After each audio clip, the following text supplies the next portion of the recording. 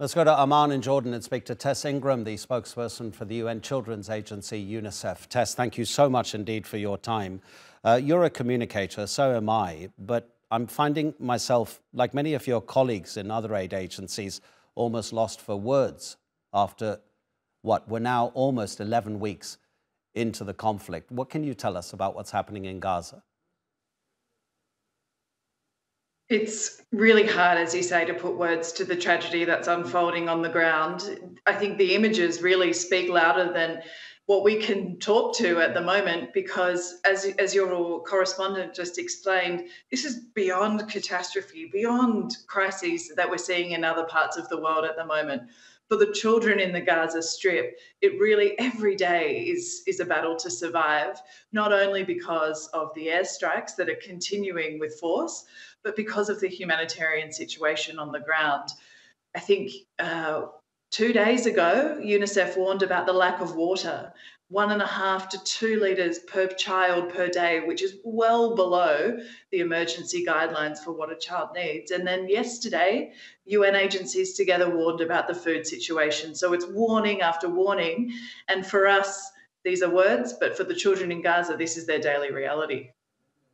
Children are born innocent, Tess. It's incredible. It takes so much to make a child afraid for its own life. And we're seeing these pictures, and these children are hungry, they can't sleep, they're tired, they're traumatized, and some of them are still smiling.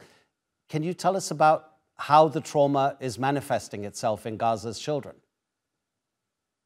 Yes, we have teams on the ground who are working as best they can, despite the situation, to try and reach these children, provide them with mental health care where possible, but also recreational activities. So as you say, they can just be a child for a moment, despite all of the devastation around them. But we are seeing the immediate effects of this ongoing fear and violence on their mental health. They're having quite, what would be a normal traumatic response to this abnormal situation.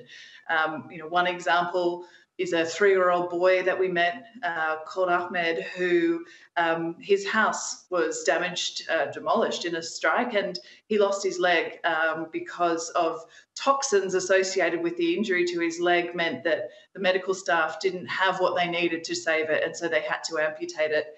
And since then, he hasn't spoken. We understand from his family that he wanted to be a soccer player when he grew up. And now basically one of the few things he said is that he doesn't think he can do that anymore. So that's one example, but there are many, many, many others. And we're really not going to know the long-term impacts of this repeated trauma on children until the violence stops. And that's why we need an immediate humanitarian ceasefire.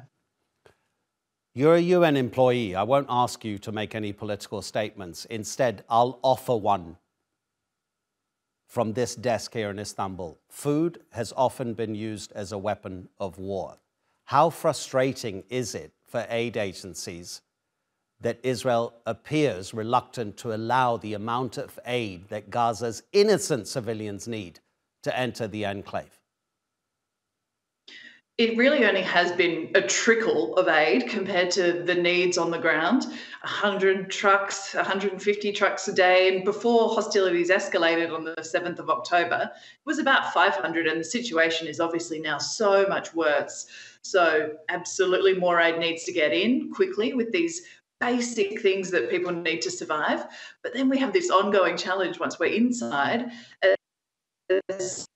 to how do we deliver the aid, because the strikes continue, there are telecommunications blackouts, there's not enough fuel. So really the challenge is twofold, and it is frustrating because once we're inside, we can see these tremendous needs. These statistics that came out yesterday about the level of hunger and malnutrition is just overwhelming. UNICEF,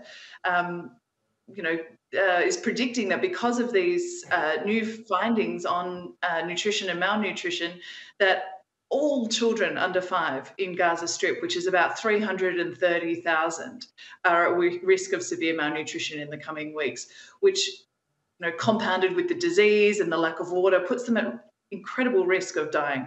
And also now the lack of vaccines for children across the Gaza Strip. Tess, I have to thank you again. We know your time is limited and that you're very, very busy. So thanks so much indeed for talking to us on TRT World. And good luck with the work.